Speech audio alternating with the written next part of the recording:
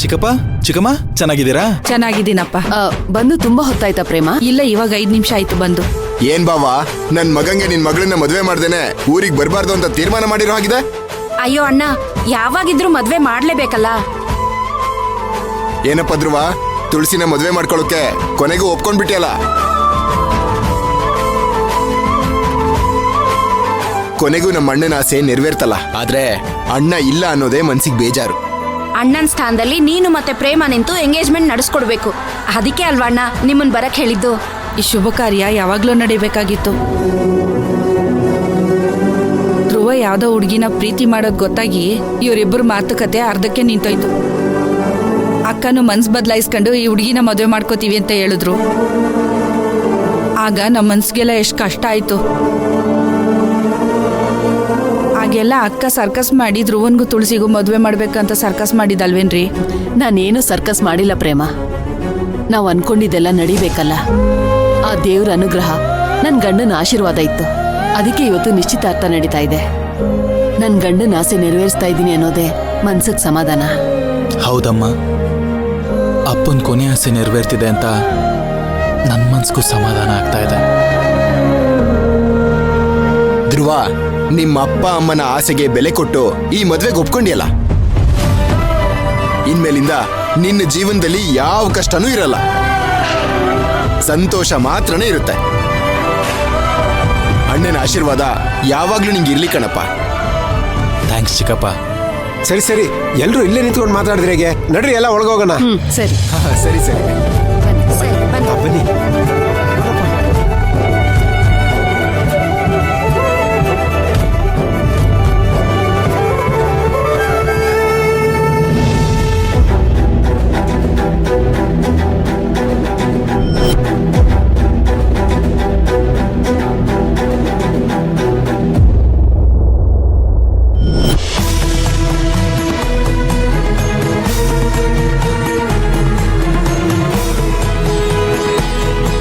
ಬೆಳಗ್ಗೆಯಿಂದ 106 ಭಕ್ತರು ಬಂದು ಹೋದ್ರು. ಎಲ್ಲರ ಮನ್ಸಲ್ಲೂ ನೆಮ್ಮದಿ ಇತ್ತು. ಆದ್ರೆ ನಿನ್ ಮನ್ಸಲ್ಲಿ ಏನೋ ಆತಂಕ ಇದೆ. ಏನ್ ಮಗಳೇ ಅದು?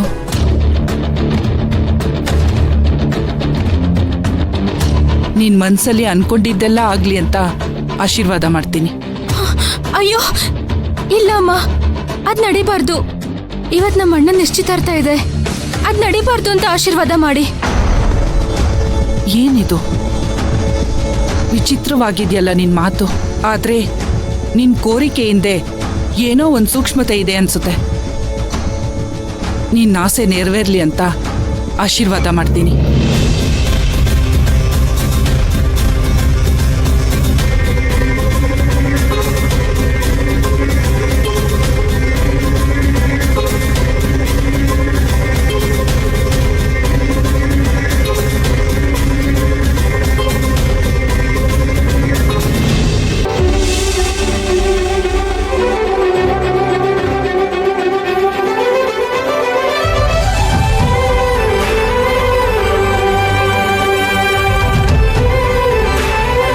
ಬನ್ನಿ ಇಳಿಯೋಣ.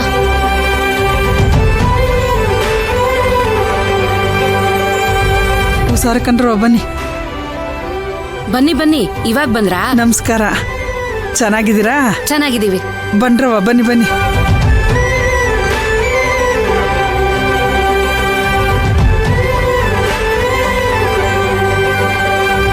ಅಮ್ಮ ಹೇಗಿದ್ದೀರಾ?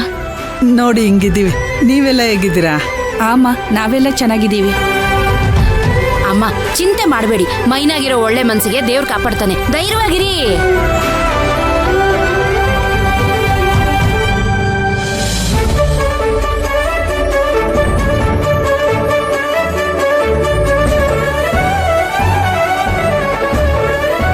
ಓಹ್, ಪುಷ್ಪ ಸರ್ ಬಂದ್ರು. ನಮಸ್ತೆ. ನಮಸ್ಕಾರ ಸರ್. ಅಮ್ಮ ಹೇಗಿದ್ದೀರಾ? ನಾನು ಚೆನ್ನಾಗಿದ್ದೀನಿ. ನೀವೇಗಿದ್ದೀರಾ? ಚೆನ್ನಾಗಿದ್ದೀನಿ. ಅಂಕಲ್ ಬಂದಿಲ್ವಾ? ಇಲ್ಲ, ಅವ್ರಿಗೆ ಸಾನೆ ಕೆಲಸ ಇತ್ತು, ಅದಕ್ಕೆ ನನ್ನನ್ನು ಕಳ್ಸಿಕೊಟ್ರು. ಸದ್ಯ ನೀವಾದ್ರೂ ಬಂದ್ರಲ್ಲ. ನೀವು ಬಂದಿದ್ದು ನನಗೆ ತುಂಬ ಸಂತೋಷ ಆಗ್ತಿದೆ ಅಮ್ಮ. ಜಯ ಆನಂದ್ ನನ್ನ ಮಗಳಿದ್ದಂಗಲ್ವಾ? ನೀವು ನಿಂತ್ಕೊಂಡು ಇಷ್ಟೆಲ್ಲ ಮಾಡ್ತಿದ್ದೀರಿ ಅಂದ್ಮೇಕೆ ನಾನು ಬರ್ದೇ ಇರೋಕ್ಕಾಯ್ತದ? ಆ್ಯಕ್ಚುಲಿ ನಿಮ್ಮ ಮಗಳ ಮದುವೆಗೆ ನೀವಿಲ್ಲಿ ಇರಬೇಕು ಅಂತ ಆಸೆ ಪಟ್ಟಿದ್ದೆ.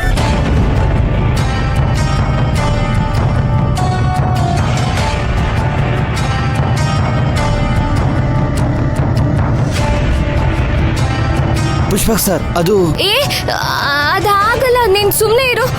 ಅದು ಜಯಂತಿ ಅಕ್ಕನ ಅಮ್ಮ ನನ್ ಮಗಳಿದ್ದಾಗೆ ಅಂತ ಹೇಳಿದ್ರಲ್ಲ, ಆ ಅರ್ಥದಲ್ಲೇ ಸರ್ ಹೇಳ್ತಿದ್ದಾರೆ ಅಷ್ಟೇ.